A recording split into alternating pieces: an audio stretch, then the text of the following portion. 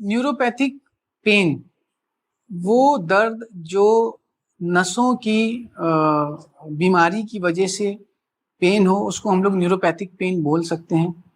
जो एक most common कारण न्यूरोपैथिक पेन का है वो है डायबिटीज, और इसकी वजह से दर्द होने को हम लोग पॉलीन्यूरोपैथी बोलते हैं।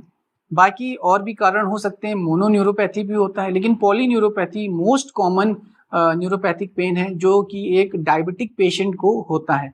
इसमें मरीज को अपने पैरों में जलन होना, पैरों में सुन्नपन महसूस होना, या ऐसा लगना कि तलवों पे कि जब वो चलते हैं फर्श पे, उनको ऐसा महसूस होता है कि जैसे वो रुई के गद्दे पे चल रहे हैं या बादलों पे चल रहे हैं। बहुत कॉमन सिम्टम्स हैं उन लोगों को जिनको डायबिटीज कंट्रोल नहीं रहती है।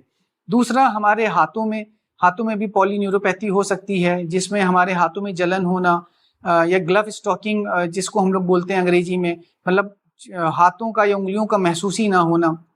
ये तो एक बहुत कारण इम्पॉर्टेंट हो गया जो बहुत से लोगों में होता है। फिर दूसरे कारण हैं जिनकी वजह से न्यूरोपैथी हो सकती है। कंजेनाइटल डिजीजेज हो सकती हैं, किसी डिफिशियंसी जैसे विटामिन B12 की डिफिशियंसी की वजह से भी न्यूरोपैथिक पेन हो सकता है, वो भी मोस्ट कॉमन है। जो लोग वेजिटेरियन होते हैं, जो मांस मच्छी का प्रयोग नहीं करते हैं, उनमें विटामिन B12 की डिफिशियंसी काफ़ी हद तक पाई जाती है। ऐसे लोगों को भी न्यूरोपैथिक पेन होने की संभावना बढ़ जाती है।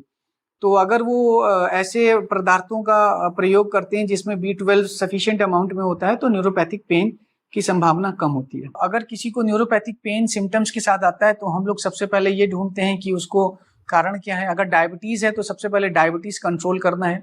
डायबिटीज जैसे जैसे कंट्रोल होगी तो उसको जो न्यूरोपैथिक पेन है उसमें भी सिम्टम्स कम महसूस होंगे और मरीज को काफ़ी हद तक आराम मिलता है। दूसरा कारण, जैसे मैंने बोला, विटामिन B12 की deficiency is a major cause in which patient में हैव अ पॉलीन्यूरोपैथिक पेन। उसमें हम लोग उसकी सप्लीमेंट्स देते हैं, B12 के इंजेक्शंस लगवाते हैं, या मरीज से कहते हैं अगर वो नॉन वेजिटेरियन है तो मांस मच्छी खाए, तो उससे भी उसको काफ़ी फर्क पड़ सकता है पॉलीन्यूरोपैथिक पेन में। और अगर किसी को न्यूरोपैथिक पेन नर्व इंजरी की वजह से हुआ है तो उसका इलाज यही है कि हम उस नर्व को रिपेयर करें।